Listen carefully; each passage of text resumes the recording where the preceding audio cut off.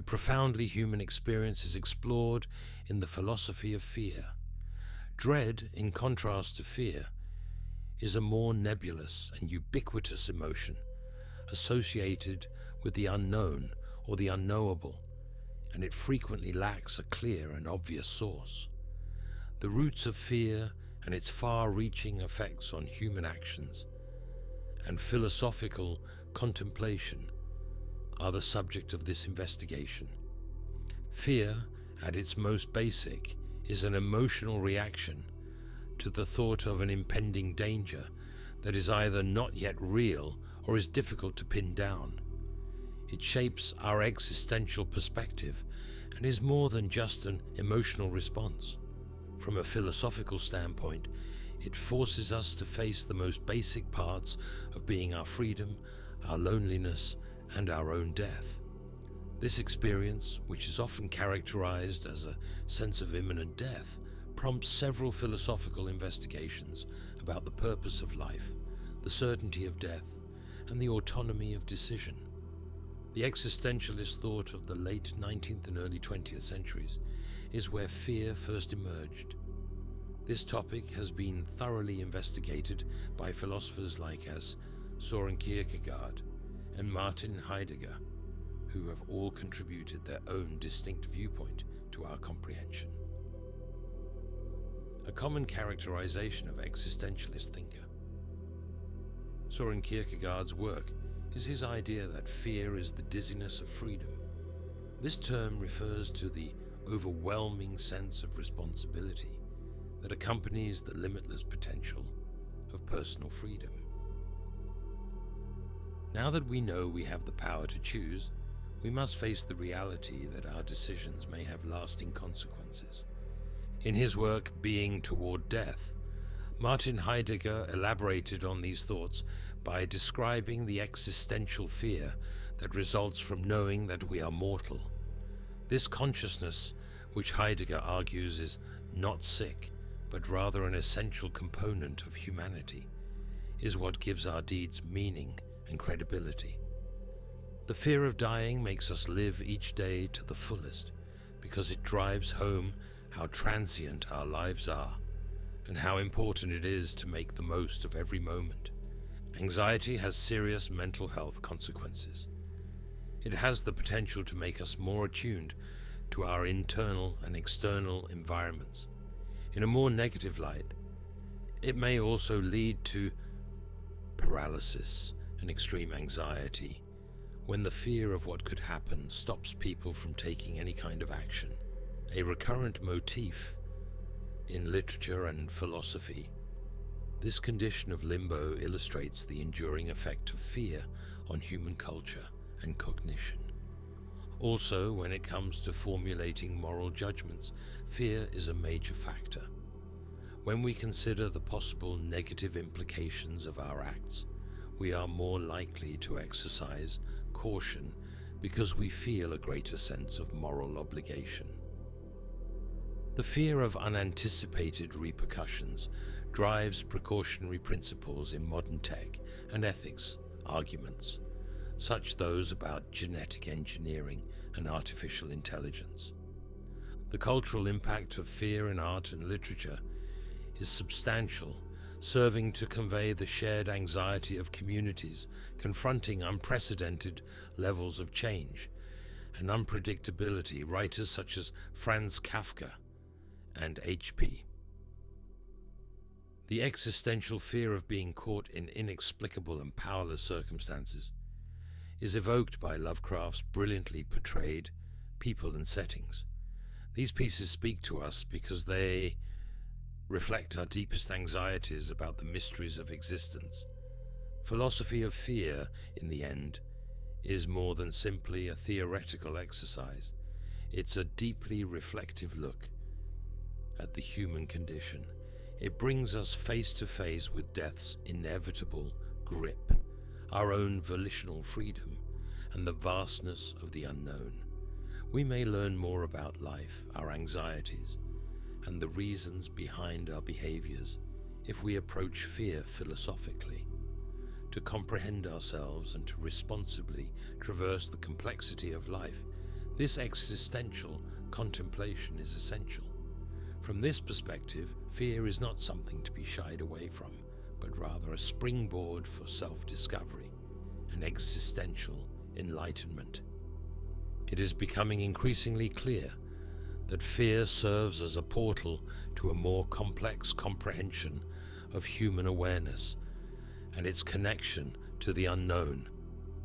As we delve further into its many layers, how fear affects our view of the world and how we engage with it is a question that philosophers and psychologists have considered, particularly in the writings of existential psychotherapists such as Viktor Frankl and Rollo May. The psychological investigation of fear often crosses paths with existential philosophy.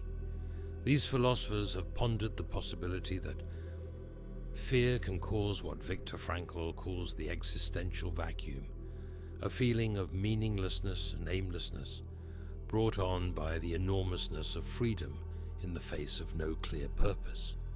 Conversely, Rollo May discusses fear from an anxious perspective, differentiating between healthy and pathological types. Normal anxiety, he argues, is a kind of existential dread that propels people to reach their full potential and face the big questions of life. As we go more into the fearful, we enter the domain of philosophical inquiry, where issues of awareness and the self predominate. The disintegration of the self in contemporary culture may explain why some people experience dread. It may be a reflection of the struggle between their actual identity and the part they are expected to play. Traditional narratives that provided coherence and purpose are being more and more challenged or rejected in today's complicated world, which is exacerbating this dissonance. A common function of fear in literature is to criticize both social conventions and the existential facts of life.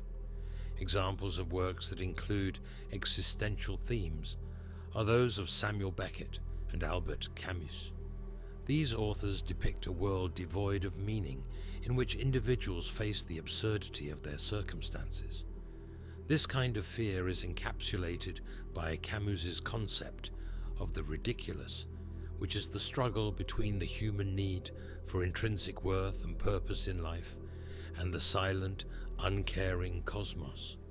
Oftentimes, his protagonists have epiphanies that force them to choose between giving in to hopelessness or taking on the freeing but terrifying task of creating their own meaning. Furthermore, while discussing the fate of mankind, especially in light of existential threats, fear has been an essential element. There has been talk of existential dangers posed by AI and other cutting-edge technology by philosophers like Nick Bostrom and tech billionaire Elon Musk.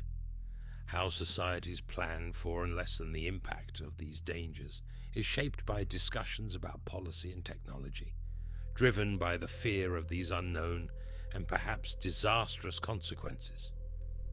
There are spiritual and theological aspects to the idea of fear as well. Feelings of terror are often linked to deep respect and awe for the supernatural in many faiths. This kind of terror isn't just about being scared.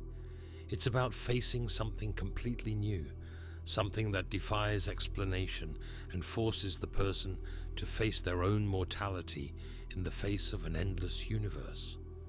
Fear, as we learn more about it in psychology and philosophy, provides a prism through which to examine many facets of human existence, including morality, creativity, decision-making, and spirituality.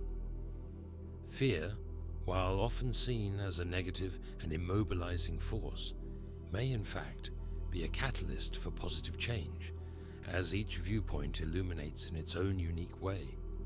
Confronting our anxieties forces us to seek for meaning, purpose, and coherence in a chaotic environment, and it also forces us to face our darkest fears. Fear, as we see in the philosophical literature, has provided a springboard for several great minds to delve into the most fundamental questions of being human. We learn more about fear and how it influences our perspective and behavior from their introspections. Søren Kierkegaard, a prominent player in this discussion, highlighted the significance of fear in the human encounter with liberty. Anxiety, he writes in The Concept of Anxiety, is the dizziness of freedom, a phrase that describes the fear that comes from being aware of one's boundless potential and the weight of duty that comes with it. Although fear is unpleasant, it is also intricately related to our ability to choose our own path in life, and this existential viewpoint highlights this point. In order to become really self-aware and honest, according to Kierkegaard, one must face this fear. The ultimate discovery belongs to those who have learned to be anxious in the right way, he says. Fear is also shown as an essential part of being in Martin Heidegger's Being and Time study. The uncanny, and Heimlich, a sense of alienation from one's normal environment that is associated with fear, is a notion he presents. This sensation, according to Heidegger, develops whenever we are forced to face the nothingness of reality, which is different from our usual worries. His existential insight: in dread, one feels uncanny. Here, uncanny means not being at home, is both disturbing and illuminating, since it makes us face our own mortality and the randomness of our existence. Continuing from these intellectual foundations, existentialist Jean-Paul Sartre investigates the significance of fear within the framework of existential liberty and the weight of decision-making. Sartre examines the active understanding of the emptiness that underpins our existence in his essay, Being and Nothingness, where he argues that fear is more than a passive emotion. He calls it a liberating and scary process, but ultimately it drives us to face our inherent freedom of choice, that man is condemned to be free because once thrown into the world, he is responsible for everything he does, was one of his famous observations. A wealth of insight of the human condition has been provided by these philosophical encounters with fear, which have also affected literary expressions. Exemplary storytelling at its finest, The Trial by Franz Kafka, captures the existential terror of confronting an inexplicable and powerless destiny.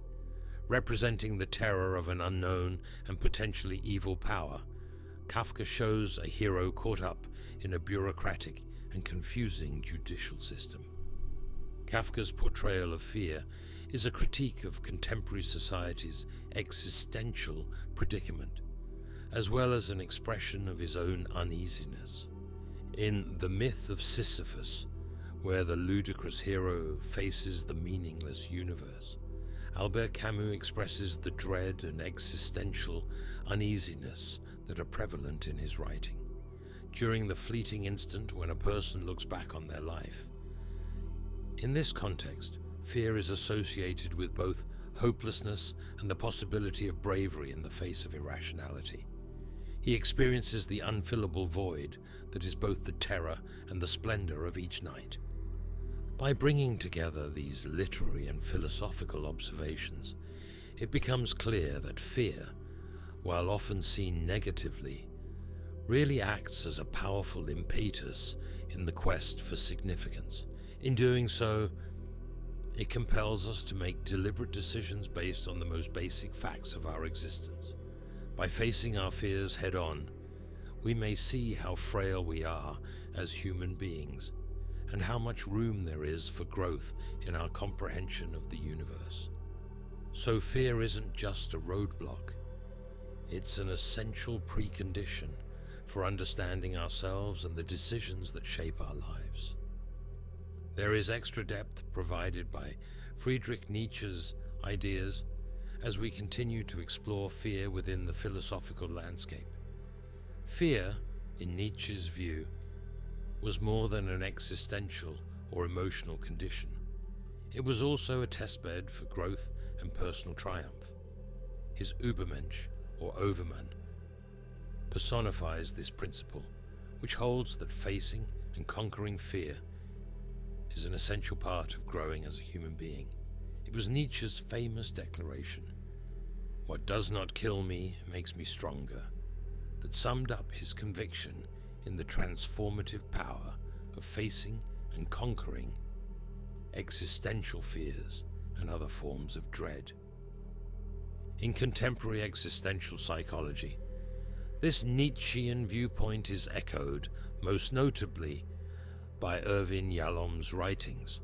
Along with death, freedom, loneliness, and meaninglessness, existential fear is considered by Yalom to be one of the four ultimate concerns of being human. In order to live a full, genuine life, he says, you must face and overcome these issues. According to Yalom, facing one's fears head-on forces people to face the reality of their lives, which in turn helps them get a deeper insight into their purpose and form more authentic relationships with those around them. Another fascinating area to go into is the dynamic between fear and imagination. Anxiety is a potent creative force. According to many thinkers and artists, Virginia Woolf and T.S. Eliot's writings make this point clear. Eliot, who painted a picture of people and stories that grapple with existential dread. By using stream of consciousness, Woolf deftly captures the transience and loneliness of human life in The Waves, delving into her character's deepest anxieties and existential insights. Eliot examines the paralysis that fear may cause in The Love Song of J. Alfred Prufrock, where the protagonist's existential lethargy is brought on by his fear of being judged and failing. Fear is profoundly reflected upon in Japanese philosophy, namely in the idea of mono no aware, which is seen through a distinct cultural lens. The idea here is of being attuned to the fleeting, of appreciating the beauty of things, but also feeling a twinge of melancholy as they go away. Here, fear is associated with life's ephemerality and the transitoriness of our experiences, evoking a profound emotional connection to the transitory truth of being. Fear and ethics are closely related and need more investigation. For example, Emmanuel Levinas uses the other and direct personal interaction to explore the moral consequences of existential fear. According to Levinas, seeing the face of the other calls out an endless and irresistible obligation, a summons from which no one can evade without committing a moral failing. Core to Levinas's ethical theory is this encounter, which is fundamentally terrifying, since the other is both unknown and completely different from ourselves. Fear shapes human interactions in profound ethical ways, and this piece asks the self to react to the other without knowing whether they will understand or reciprocate. This investigation reveals that fear influences many facets of human cognition and behavior, including, but not limited to, literature, ethics, psychology, and even casual conversations with friends and family. Artists and philosophers who keep working with this complicated and unsettling phenomena are able to probe the possibilities for existential bravery and change, while simultaneously facing the depths of human frailty. Thus, fear is not only an inevitable part of being human, but also an inspiration for deep thought and artistic expression, driving people to probe and explain the complex web of their lives and connections in a dynamic and unpredictable universe.